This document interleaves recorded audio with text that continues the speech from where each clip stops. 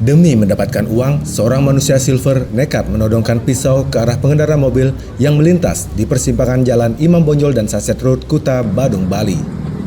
Polisi pun bergerak cepat mengamankan pelaku setelah video aksi penodongannya viral di media sosial. Setelah melakukan olah TKP, memeriksa saksi, serta mendalami rekaman CCTV, tim unit Reskrim Polsek Kuta bergerak memburu pelaku. Kurang dari 24 jam, pelaku berhasil diringkus tanpa perlawanan. Manusia silver yang nekat menodongkan pisau ke arah pengendara diketahui berinisial AW, 26 tahun, asal Batu Jajar, Bandung, Jawa Barat. Selain mengamankan pelaku, polisi juga menyita sejumlah barang bukti yang identik dengan rekaman video yang beredar di medsos, antara lain kalung, celana boxer, ember merah, serta kemasan air mineral berisi cairan Stop Silver. Pelaku mengaku nekat melakukan aksinya karena disuruh rekannya bernama Ujang untuk menakut-nakuti pengguna jalan agar mau memberikan uang. Saat ini polisi masih terus bergerak memburu rekan pelaku tersebut. Setelah menjalani pemeriksaan intensif, pelaku kini terancam hukuman 10 tahun penjara karena petugas menjeratnya dengan Undang-Undang Darurat Nomor 12 Tahun 1951 dengan ancaman pidana hingga 10 tahun.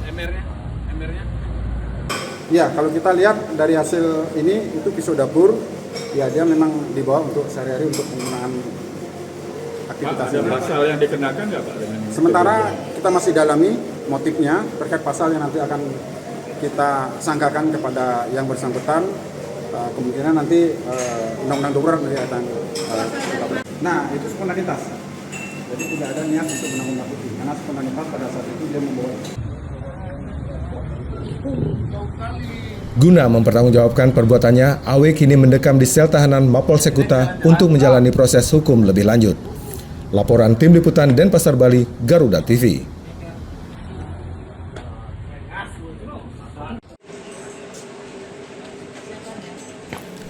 Kejaksaan Tinggi Bali resmi menetapkan 7 orang tersangka dalam perkara dugaan tindak pidana korupsi penyaluran kredit usaha rakyat atau KUR dan KUPRA pada BRI Unit Krendeng, Kota Denpasar, Bali periode tahun 2022 hingga 2025. Para tersangka mengajukan syarat pengajuan KUR dan KUPRA dengan merekayasa data dan memanipulasi bidang usaha ratusan nasabah. Dari 7 tersangka terdiri dari 2 oknum account officer Bank RBRI Unit Krendeng Kota Denpasar masing-masing berinisial AANSP dan APMU. Ditambah 5 orang calo berinisial IMS, IKW, AS, NWLN, dan NWDL. Modus operandi yang dilakukan para tersangka dengan merekayasa data serta memanipulasi bidang usaha nasabah. Dengan demikian pengajuan kredit dapat cair yang kemudian dananya digunakan untuk kepentingan pribadi. Selama periode tahun 2022 hingga 2025, para tersangka telah menggait sebanyak 120-an nasabah dengan nilai akad kredit yang beragam. Namun kucuran dana yang diterima para nasabah tidak sesuai atau kurang dari kesepakatan kredit. Akibatnya para nasabah tidak mau membayar cicilan sehingga kredit menjadi macet. Akibat perbuatan tersebut, negara mengalami kerugian mencapai 8 miliar 930 juta rupiah. Bahwa modus operandi dari perbuatan ini adalah mantri atau account officer bekerja sama dengan pihak ketiga. Pihak ketiga itu berarti di luar BRI, di luar calon debitur, untuk melobi debitur dipinjam namanya atau diajak bekerja sama mengumpulkan dokumen menggunakan usahanya dia, bidang usahanya dia, sehingga dari situ nanti dipakai untuk mengajukan KUR atau KUPRA. Nah, setelah KUPRA atau KUR itu dicairkan atau persyaratan-persyaratan yang ditentukan dalam KUR atau KUPRA ini kan agak strict ya. Nah, disitulah peranan calo merekayasa baik profiling daripada calon debitur maupun dokumentasi yang dibutuhkan yang kemudian diajukan oleh mantri atau account officer ke pimpinan unitnya. Nah, berdasarkan itu kemudian dicairkan atau disalurkan KUR. Nah, pencairan itu sendiri itu kan satu menggunakan tadi sudah disampaikan ATM dan buku tabungan. Nah, itu ada yang dipegang oleh nasabah sendiri, ada yang dipegang oleh calo, sehingga calo dan mantri memanfaatkan posisi itu untuk membagi-bagi uang, dan memang ada juga kepada debitur tapi sebagian kecil. Nah, karena debitur merasa tidak menerima seperti apa yang tertuang yang kemudian disampaikan oleh BRI dalam perjanjian kredit, sehingga banyak yang tidak mau membayar, tidak mau mencicil. Oleh karena itu akhirnya terjadi kredit macet atau kolektif 5. Nah, atas dasar itulah tadi sudah saya sampaikan seluruhnya akibat kerugian yang ditimbulkan sebesar 8.930.000.000 akan membentuk pola yang sama. Para tersangka dijerat dengan pasal primer pasal 603 junto pasal 20 Undang-Undang Nomor 1 Tahun 2023 tentang Kitab Undang-Undang Hukum Pidana, junto Undang-Undang Nomor 31 Tahun 1999 tentang Pemberantasan Tindak Pidana Korupsi dengan ancaman hukuman pidana penjara hingga 20 tahun. Laporan Tim Liputan Denpasar Bali, Garuda TV.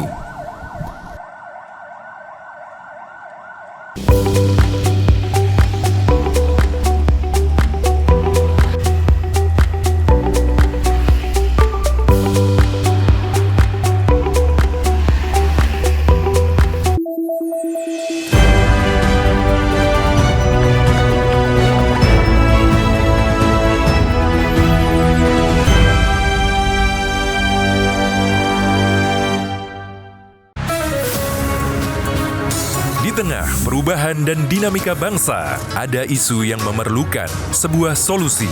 Menyinggung soal SARA seandainya tidak hati-hati. Semua tata kelola penyelenggaraan ya itu harus bersih.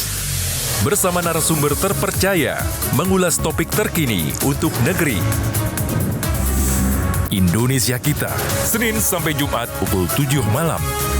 Hanya di Garuda TV.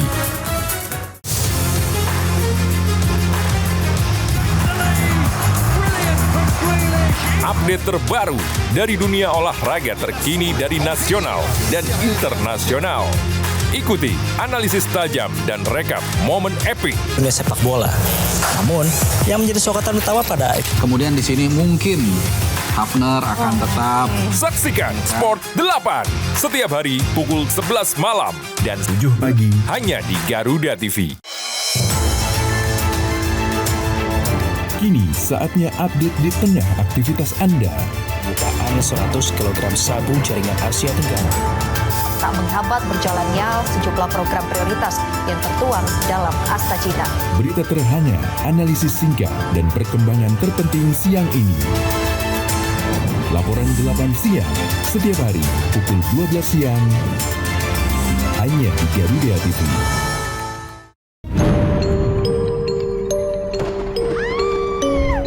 Setiap daerah punya daya tarik sendiri.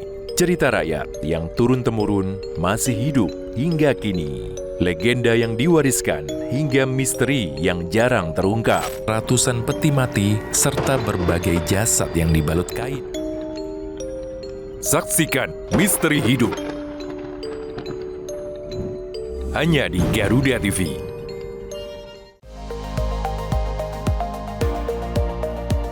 Pertanian Andi Amran Sulaiman menyebut, ekonomi terus bergerak cepat dan setiap perubahan membawa dampak besar. Beragam aktivitas dihadirkan. Kami hadir dengan update terkini. seputar keuangan, perdagangan, investasi, hingga sektor strategis lainnya. Tahun depan, swasembada white sugar. Jangan lewatkan Ekonomi 8 pukul 10 pagi hanya di Garuda TV.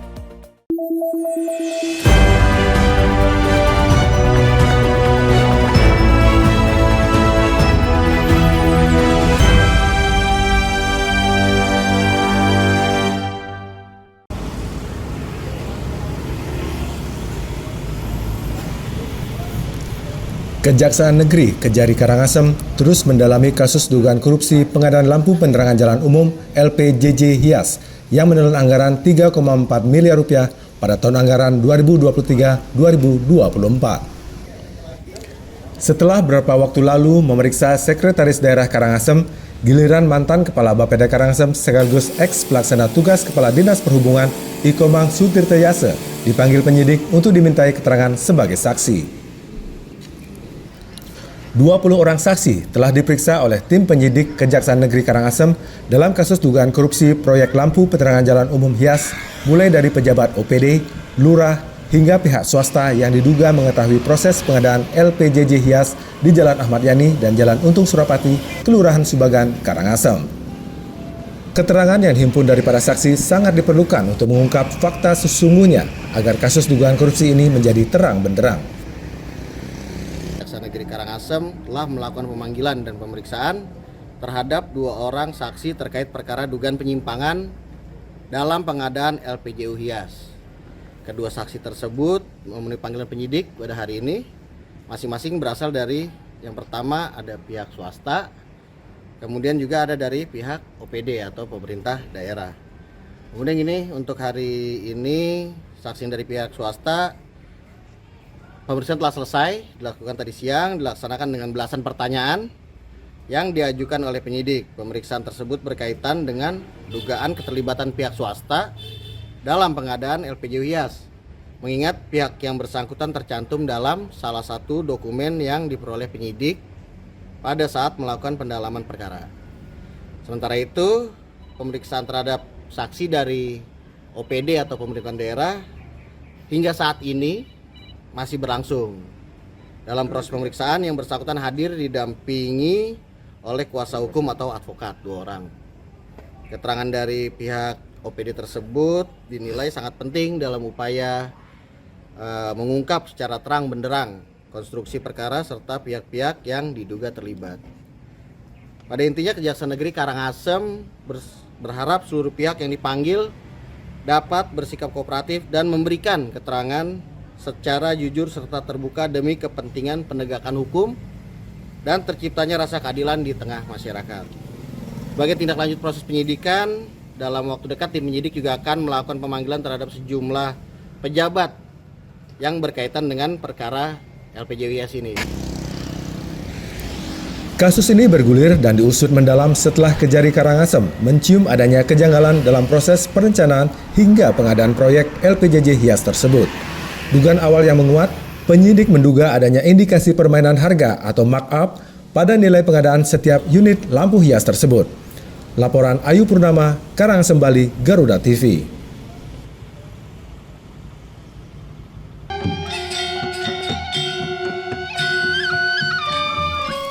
Jelang pelaksanaan Pesta Kesenian Bali PKB tahun 2026, Kabupaten Bangli terus mematangkan persiapan. Pada PKB tahun ini, Dinas Pariwisata dan Kebudayaan Bangli lebih banyak melibatkan seniman-seniman muda yang akan tampil di berbagai jenis kesenian. Dari 16 materi kompetisi seni budaya yang dilombakan pada Pesta Kesenian Bali PKB tahun 2026, Kabupaten Bangli mengikuti sebanyak 10 materi dengan melibatkan lebih dari 500 seniman. Kadis Parbub Bangli, Iwayan Diragayusa, mengatakan pelaksanaan seleksi peserta PKB 2026 di Kabupaten Bangli telah dimulai sejak Desember 2025 lalu dan hingga kini kesiapan peserta terus dimatangkan. Berbeda dari tahun sebelumnya, tahun ini seniman muda yang tampil lebih dominan. Ini sesuai dengan konsep PKB, yaitu pelestarian dan regenerasi seni dan budaya Bali. Kan PKB sendiri itu adalah konsepnya pelestarian. Jadi pelestarian dari semua usia, dari semua gen itu mestinya sudah sudah ada. Dari atas analisa seperti itu saya bersama tim mengajak untuk tahun ini coba kita ambil dari generasi-generasi muda yang siap untuk mengikuti PKB. Kita berharap pertama pelestarian budaya kesenian di Kabupaten Bangli bisa dipertahankan dengan ini, dan di tahun depan kita berharap bahwa yang tampil juga dari generasi muda yang memang terdorong dan termotivasi untuk melestarikan kebudayaan Bali. Dengan keterlibatan generasi muda dalam ajang bergengsi PKB 2026, pelestarian seni adat dan budaya di Kabupaten Bangli bisa berkesinambungan sehingga berbagai tradisi warisan leluhur di Kabupaten Bangli tetap bisa dipertahankan. Laporan Tim Liputan Bangli Bali Garuda TV.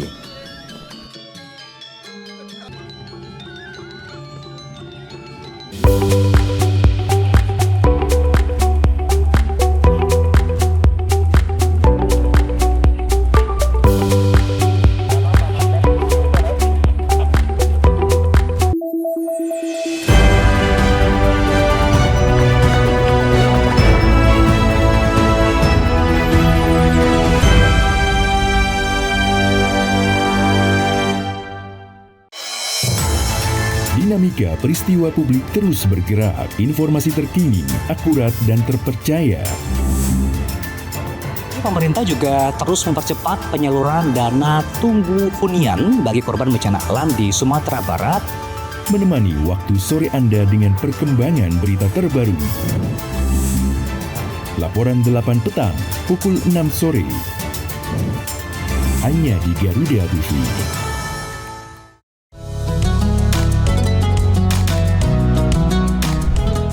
Melalui konsep dakwah santai dan edukatif, mengajak pemirsa memahami ajaran Islam melalui pendekatan ringan dan penuh kehangatan.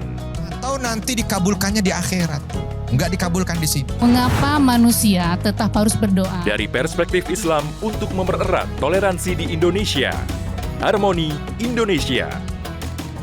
Hanya di Garuda TV.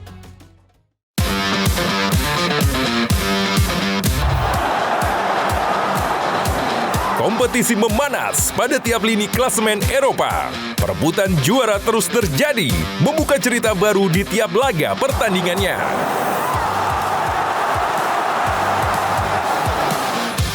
Ikuti selengkapnya dari fakta pertandingan hingga cerita inspiratif para pemain.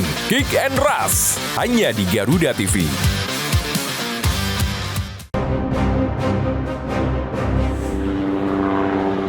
Dalam operasi militer modern, helikopter ringan memiliki peran strategis.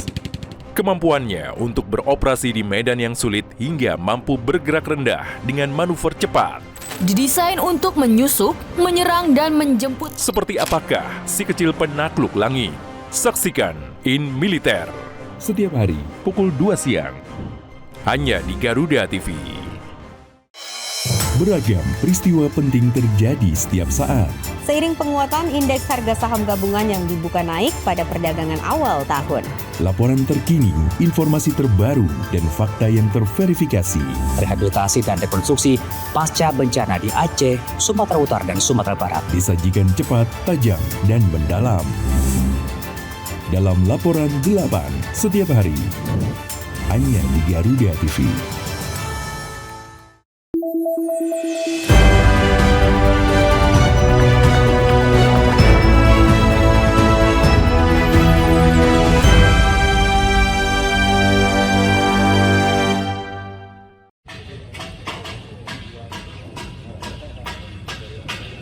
Gubernur Bali Wayan Koster didampingi Bupati Buleleng Nyoman Sucidra meninjau lanjutan pembangunan kawasan Turiapada Tower di Desa Adat Amartasari, Sukasada, Buleleng. Pemerintah Provinsi Bali kini mulai mematangkan penataan kawasan di sekitar Turiapada serta kondisi pemukiman warga di sekitar kawasan tersebut.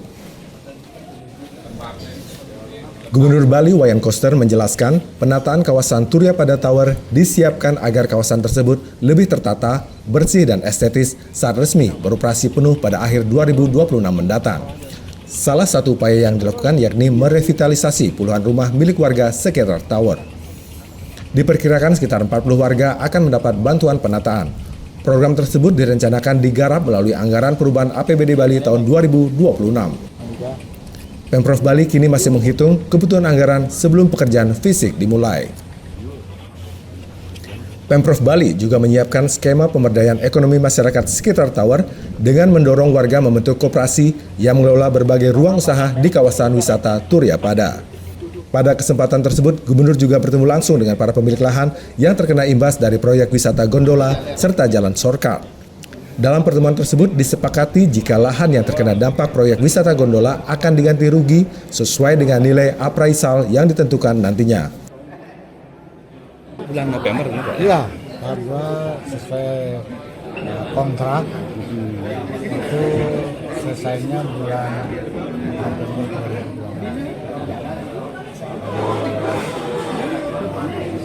Beroperasi akhir tahun. Pak, nanti tahap 2 pembangunannya nggak meliputi apa aja Pak?